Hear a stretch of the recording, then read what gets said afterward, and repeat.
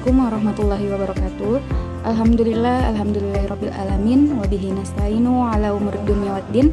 Assalatu wassalamu ala asrofil anbiya'i wal mursalin wa ala alihi wa ashabihi ajma'in, amma ba'du. Pertama-tama marilah kita panjatkan puja dan puji syukur kita kehadirat Tuhan Yang Maha Esa atas karunia yang telah diberikan kepada kita, yaitu nikmat iman dan Islam. Baiklah, kami dari kelompok 7 dengan tema Managing Process Constraint beranggotakan 8 orang, dan saya Fitriani Barsu dengan NIM B1 B123 172. Adapun teman-teman saya yang beranggotakan 8 orang yaitu Laode Muhammad Razik dengan NIM B1 B123 105. Yang kedua ada Priscilla Linting dengan NIM B1 B123 121. Dan yang ketiga ada Waode Hairunisa dengan NIM B1 B123 145. Dan ada Denisha Putri Alwi dengan NIM B1 B123 159. Dan yang kelima ada Devi Sri Rahayu dengan NIM B1 B123 162. Dan ada Vika Yanti dengan NIM B1 B123 171. Dan saya sendiri dengan NIM B1 B123 172. Dan terakhir ada Muhammad Ilham Safriyadi dengan NIM B1 B123 189. Baiklah, untuk mengefisiensikan waktu, kita akan masuk pada pemaparan pertama.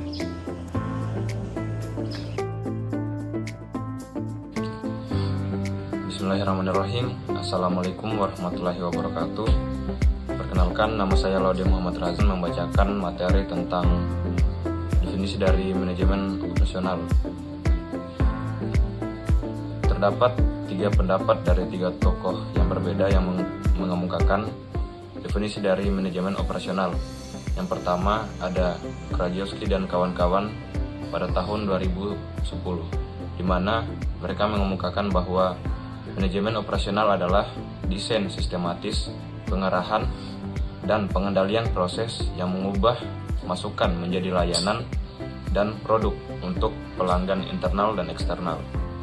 Kemudian tokoh kedua yang mengemukakan tentang definisi manajemen operasional adalah Russell dan Taylor pada tahun 2003, di mana menurut mereka manajemen operasional adalah desain dan pengoperasian sistem produktif. Kemudian yang terakhir, yang ketiga, ada Heiser dan Render pada tahun 2009. Mereka mengemukakan bahwa manajemen operasional adalah serangkaian aktivitas yang menciptakan nilai dalam bentuk barang dan jasa dengan mengubah input menjadi output. Tujuan utama dari manajemen operasional adalah untuk menciptakan nilai tambah melalui optimalisasi sumber daya seperti tenaga kerja, bahan baku, teknologi, dan informasi, sehingga produk atau layanan yang dihasilkan memenuhi kebutuhan pelanggan dengan kualitas yang baik, biaya yang rendah, dan waktu yang tepat. Komponen utama manajemen operasional meliputi yang pertama itu perencanaan produksi, di mana menentukan apa yang akan diproduksi, kapan, dan berapa banyak. Kemudian yang kedua, pengelolaan proses. Di sini manajemen operasional mengatur alur kerja dan proses produksi agar berjalan efisien. Yang ketiga, pengendalian kualitas, menjamin produk atau layanan sesuai standar kualitas yang ditentukan. Kemudian yang keempat, pengelolaan persediaan, memastikan bahan baku dan barang jadi tersedia dalam jumlah yang tepat. Yang kelima, penggunaan teknologi, mengintegrasikan teknologi untuk meningkatkan produktivitas dan efisiensi. Dengan manajemen operasional yang baik, organisasi dapat meningkatkan daya saing dan kepuasan pelanggan. Sekian dari saya, lebih dan kurangnya mohon dimaafkan. Wabillahi taufiq wal hidayah. Wassalamualaikum warahmatullahi wabarakatuh. Assalamualaikum warahmatullahi wabarakatuh.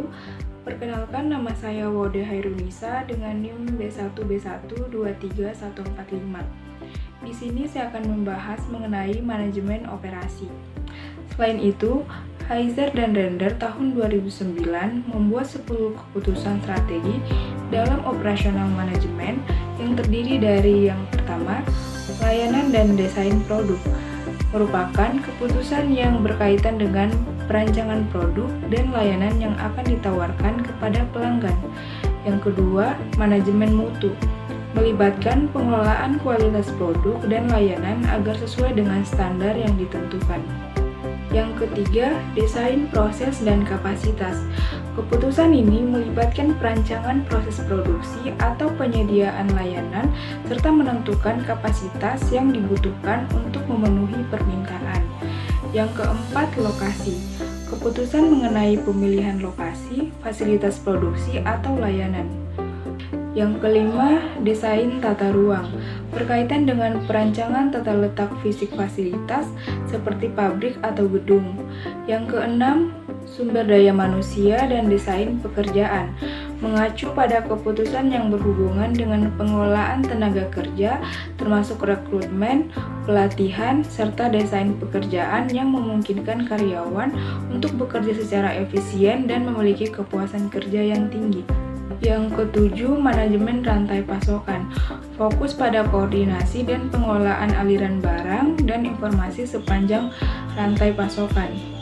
Yang kedelapan, inventarisasi, perencanaan kebutuhan material dan JIT atau just in time. Keputusan ini berkaitan dengan pengelolaan persediaan bahan baku dan barang setengah jadi. Yang kesembilan, menengah penjadwalan proyek. Keputusan ini mencakup perencanaan dan penjadwalan produksi atau proyek jangka menengah. Hal ini melibatkan perencanaan tahapan-tahapan produksi atau kegiatan proyek, serta pengelolaan waktu dan sumber daya untuk mencapai tujuan dalam jangka waktu yang telah ditetapkan. Yang terakhir, pemeliharaan. Pemeliharaan melibatkan perencanaan dan pelaksanaan kegiatan pemeliharaan fasilitas dan peralatan agar selalu dalam kondisi operasional yang optimal. Ini mencakup pemeliharaan preventif untuk mencegah kerusakan dan pemeliharaan korektif untuk memperbaiki peralatan yang rusak. Baik, itu saja materi yang dapat saya sampaikan. Sekian dan terima kasih.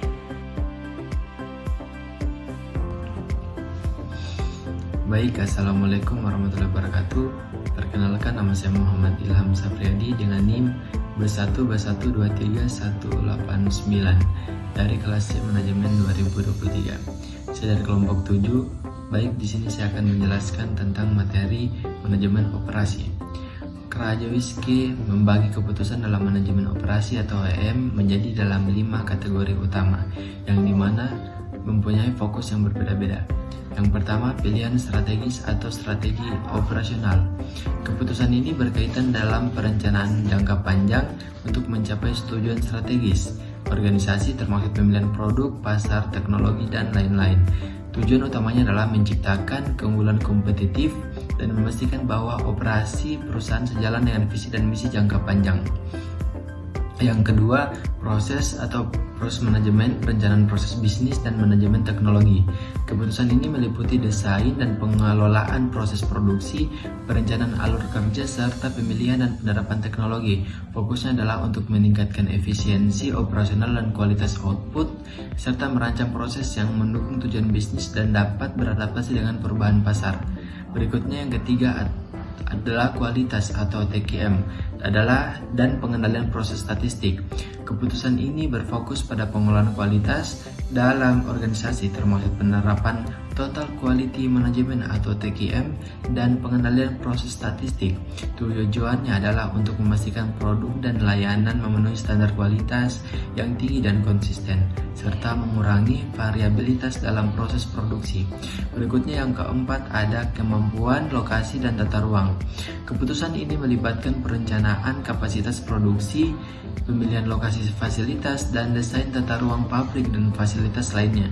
Keputusan ini bertujuan untuk memastikan bahwa fasilitas operasi mendukung produksi secara efisien, mengoptimalkan penggunaan ruang, serta meminimalkan biaya transportasi dan distribusi.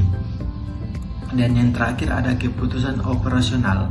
Keputusan ini berfokus pada pengelolaan kegiatan sehari-hari dalam operasi yang mencakup manajemen rantai pasokan, mengelola aliran barang dan informasi dari pemasok hingga pelanggan akhir. Yang kedua, peramalan.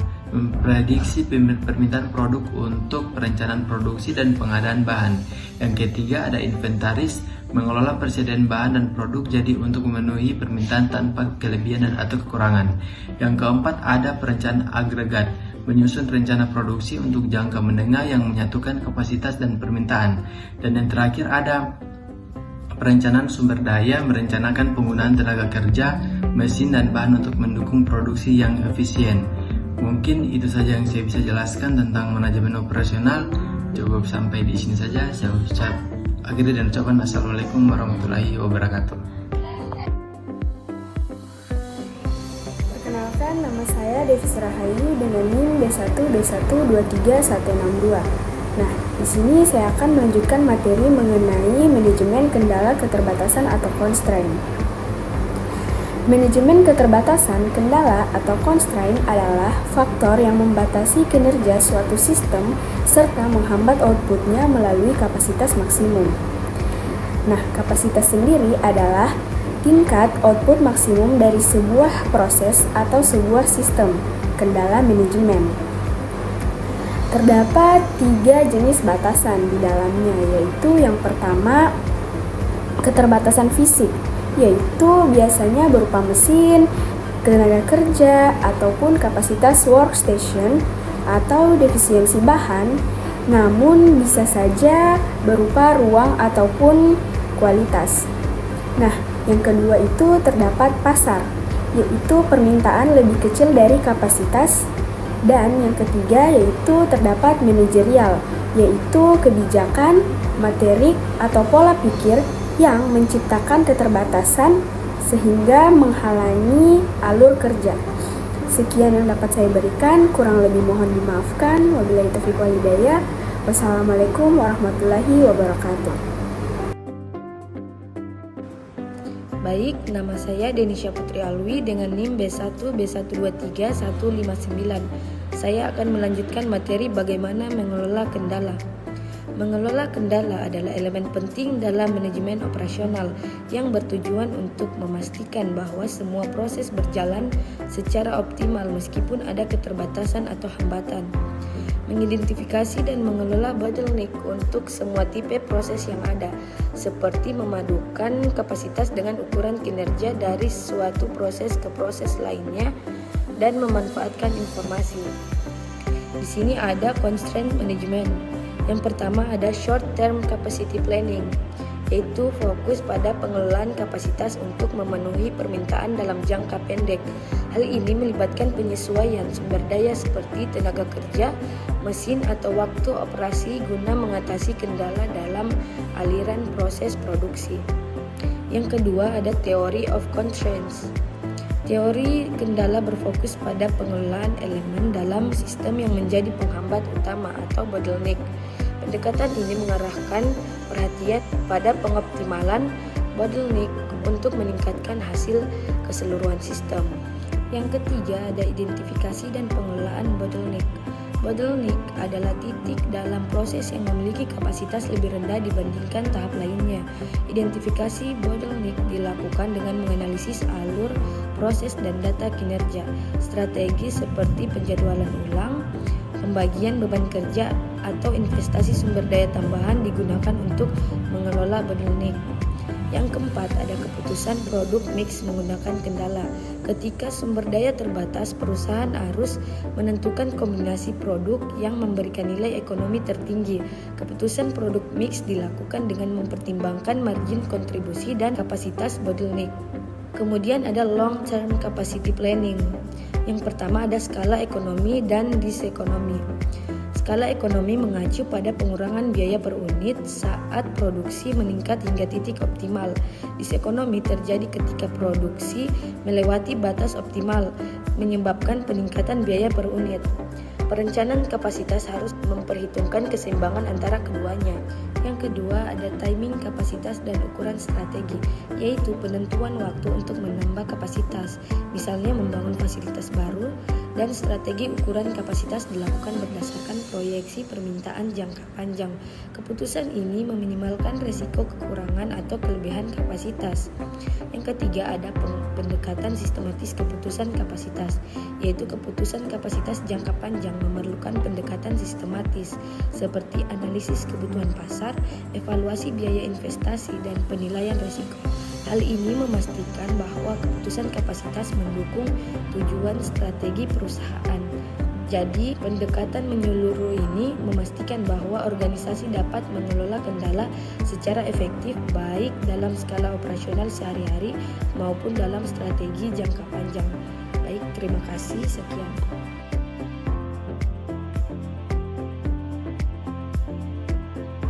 Pendekatan sistematis yang berfokus pada aktivitas mengelola kendala yang menghambat kemajuan. Ada 7 kunci prinsip of TOC. Perlu diketahui, TOC adalah singkatan dari Theory of Constraint atau teori kendala. TOC adalah metodologi manajemen yang dikembangkan oleh Eliyahu M. Goldratt yang berfokus pada identifikasi dan pengelolaan kendala yang membatasi kemampuan sistem untuk mencapai tujuannya. Adapun kunci pertama yaitu fokusnya adalah pada keseimbangan aliran, bukan pada menyeimbangkan kapasitas. Artinya, daripada berusaha memaksimalkan kapasitas setiap sumber daya secara terpisah, yang terpenting adalah memastikan aliran pekerjaan yang lancar di seluruh sistem. Bottleneck akan membatasi aliran ini sehingga fokus harus pada pengelolaan bottleneck tersebut. Kunci yang kedua, memaksimalkan output dan efisiensi setiap sumber daya tidak akan memaksimalkan throughput seluruh sistem. Throughput adalah ukuran seberapa banyak pekerjaan atau produk yang dapat diselesaikan oleh sistem dalam periode waktu tertentu. Memaksimalkan efisiensi di setiap titik tidak menjamin throughput maksimal jika ada bottleneck yang menghambat aliran secara keseluruhan. Justru, memaksimalkan output di sumber daya sebelum bottleneck dapat mengakibatkan penumpukan inventory yang tidak perlu. Yang ketiga, hilangnya 1 jam di bottleneck atau sumber daya terbatas adalah 1 jam hilang untuk seluruh sistem. Karena bottleneck menentukan kecepatan keseluruhan sistem, sehingga keterlambatan atau downtime di bottleneck akan berdampak langsung pada throughput total. Oleh karena itu, pengelolaan dan pemeliharaan bottleneck sangat krusial. Kunci yang keempat yaitu inventory diperlukan hanya di depan bottleneck untuk mencegah proses yang bersifat bottleneck idle. Membangun persediaan di tempat lain harus dihindari. Tujuan inventory di depan bottleneck adalah untuk memastikan bottleneck selalu memiliki pekerjaan yang harus dilakukan, sehingga kapasitasnya dimanfaatkan secara maksimal. Penumpukan inventory di tempat lain hanya akan menambah biaya penyimpanan dan tidak meningkatkan throughput. Yang kelima, pekerjaan harus dilepaskan ke dalam sistem hanya sesaja membutuhkan bottleneck. Melepaskan terlalu banyak pekerjaan ke dalam sistem sebelum bottleneck siap memprosesnya hanya akan menyebabkan penumpukan inventory dan memperpanjang waktu tunggu. Sistem pull atau menarik pekerjaan berdasarkan permintaan bottleneck lebih efektif daripada sistem push mendorong pekerjaan ke dalam sistem tanpa memperhatikan kapasitas bottleneck. Kunci yang keenam, aktivitas pada sumber daya dan bottleneck tidak dapat meningkatkan throughput atau tidak bisa mencapai kinerja lebih baik pada ukuran keuangan. Memperbaiki efisiensi di sumber daya dan bottleneck mungkin akan mengurangi biaya di area tersebut, tetapi tidak akan meningkatkan throughput keseluruhan sistem. Fokus perbaikan harus pada bottleneck.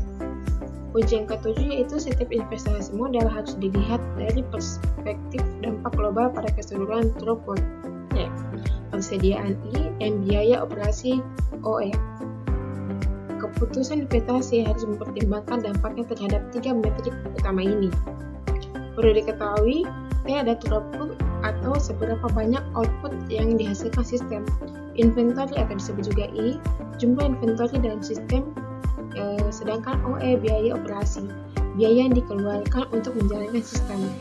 Investasi yang efektif adalah yang meningkatkan throughput atau mengurangi inventory dan biaya operasi secara keseluruhan. Singkatnya, 7K ini menekankan pentingnya mengidentifikasi dan mengelola bottleneck dalam sebuah sistem untuk memaksimalkan throughput dan efisiensi secara keseluruhan. Fokusnya bukan pada efisiensi lokal di setiap titik, tetapi pada optimalisasi aliran pekerjaan melalui bottleneck. Terima kasih. Perkenalkan, nama saya Priscilla Yinting dengan NIM B1B1231121. Saya akan menjelaskan tentang Application of Theory of Contraction atau TOC. Yang pertama yaitu mengidentifikasi bottlenecks pada sistem. Langkah pertama dalam TOC adalah mengidentifikasi bottlenecks atau titik yang menghambat kinerja sistem. Bottlenecks ini adalah bagian atau proses yang memiliki kapasitas terendah dalam alur sistem dan membatasi kecepatan atau output keseluruhan sistem. Mengidentifikasi bottlenecks penting agar sistem bisa difokuskan pada area tersebut untuk meningkatkan efisiensi. Contohnya, dalam sebuah pabrik mungkin ada mesin pengemas yang lebih lambat daripada mesin lainnya. Mesin ini menjadi bottlenecks karena membatasi jumlah produk yang bisa diproduksi. Langkah kedua yaitu mengeksploitasi bottlenecks. Setelah bottlenecks ditemukan, langkah berikutnya adalah mengeksploitasi bottlenecks tersebut, yaitu dengan memaksimalkan kapasitas dari bottlenecks yang ada tanpa memerlukan investasi tambahan yang besar. Ini berarti mengoptimalkan penggunaan bottlenecks seperti memastikan bahwa mesin atau proses yang menjadi bottlenecks selalu aktif, tidak terhenti, dan tidak ada waktu henti yang tidak perlu. Contohnya, jika mesin pengemas adalah bottlenecks, pastikan mesin tersebut bekerja secara maksimal dengan mengurangi henti dan meminimalkan gangguan. Yang ketiga yaitu tempatkan semua keputusan lain di bawah langkah 2. Selain bottlenecks mengeksploitasi keputusan lain dalam sistem, harus diprioritaskan berdasarkan kemampuan bottlenecks tersebut. Semua perubahan atau tindakan lain dalam sistem harus disesuaikan agar tidak mengurangi efektivitas bottlenecks. Contohnya, jika mesin pengemas adalah bottlenecks, maka keputusan tentang jadwal produksi, jumlah bahan baku, atau pemeliharaan mesin lainnya harus disesuaikan untuk memastikan bahwa mesin pengemas selalu dapat beroperasi secara optimal tanpa gangguan. Keempat yaitu mengevaluasi bottlenecks. Evaluasi terhadap bottlenecks seharusnya dilakukan secara terus-menerus. Jika bottlenecks sudah berhasil dieksploitasi dan kapasitasnya sudah ditingkatkan, langkah selanjutnya adalah memeriksa apakah bottlenecks tersebut masih menjadi hambatan utama atau apakah ada bagian lain dalam sistem yang sekarang menjadi bottlenecks. Contohnya, setelah meningkatkan kapasitas mesin pengemas, mungkin ada mesin lain yang sekarang menjadi bottlenecks baru. Oleh karena itu, evaluasi harus dilakukan untuk mencari bottlenecks yang baru muncul. Yang kelima, jangan biarkan adanya inersia atau kapasitas. Dalam konteks TOC, inersia merujuk pada kecenderungan untuk tetap mempertahankan status quo dan tidak beradaptasi dengan perubahan atau peningkatan yang diperlukan. TOC mengajarkan bahwa perubahan harus terus dilakukan untuk memastikan bahwa sistem selalu berfungsi dengan efisien dan bottleneck selalu dieksploitasi. Jangan biarkan bottleneck selama bertahan tanpa diperhatikan atau mencoba untuk memperbaiki masalah secara pasif.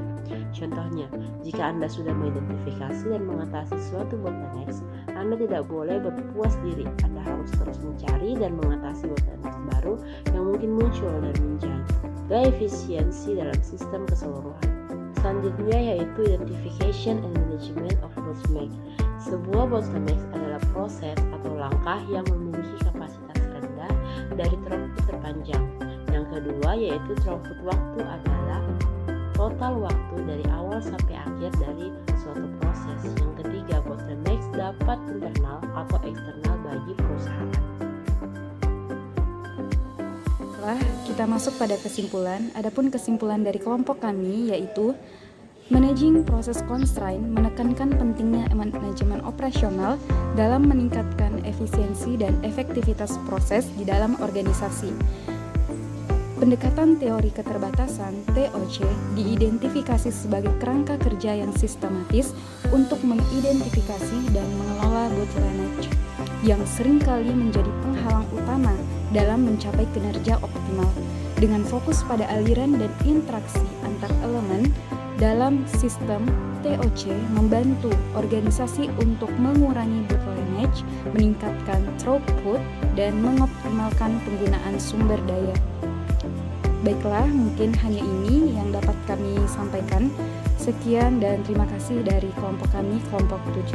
Assalamualaikum warahmatullahi wabarakatuh.